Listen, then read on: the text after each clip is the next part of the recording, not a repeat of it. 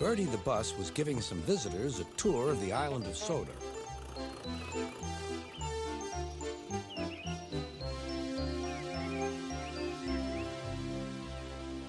It was their last afternoon, and Edward was preparing to take them to meet Bill and Ben.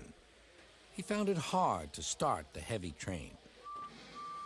Did you see him straining? Asked Henry. Positively painful, Remarked James. Just pathetic. Grunted Gordon. He should give up and be preserved before it's too late. Shut up, burst out Duck. You're all jealous. Edward's better than any of you. You're right, Duck, said Boko. Edward's old, but he'll surprise us all. I've done it. We're off. I've done it. We're off, said Edward as he finally puffed out of the station.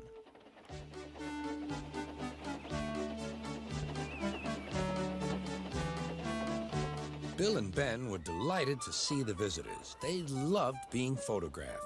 Later, they took the party to the China Clay Works in a brake van special.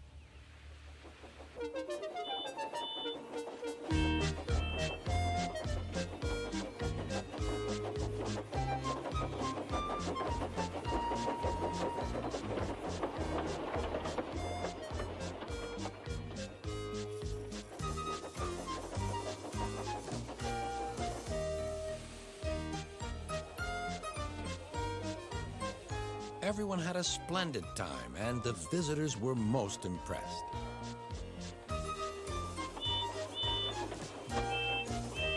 Then Edward took the visitors home.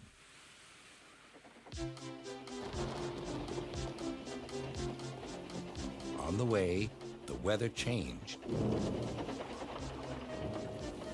Wind and rain buffeted Edward. His sanding gear failed, and his firemen rode in front, dropping sand on the rails by hand. Suddenly, Edward's wheels slipped fiercely, and with a shrieking crack, something broke.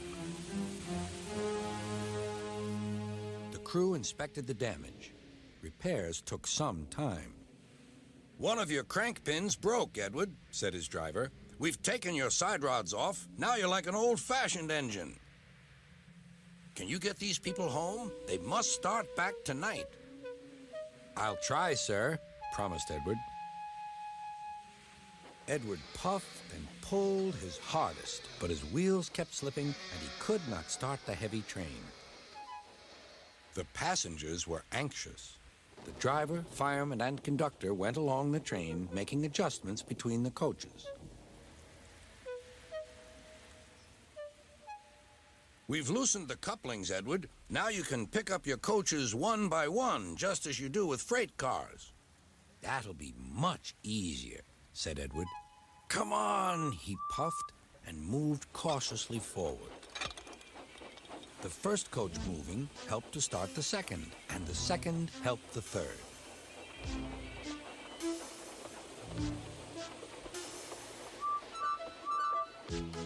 I've done it! I've done it! Puffed Edward.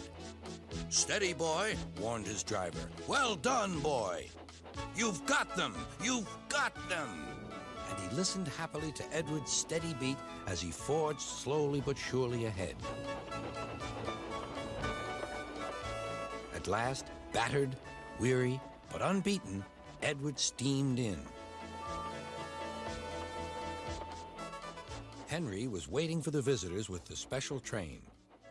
Beep, beep! Sir Topham Hatt angrily pointed to the clock, but excited passengers cheered and thanked Edward, his driver, and firemen.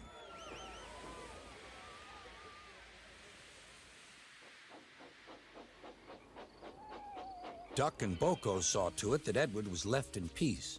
Gordon and James remained respectfully silent.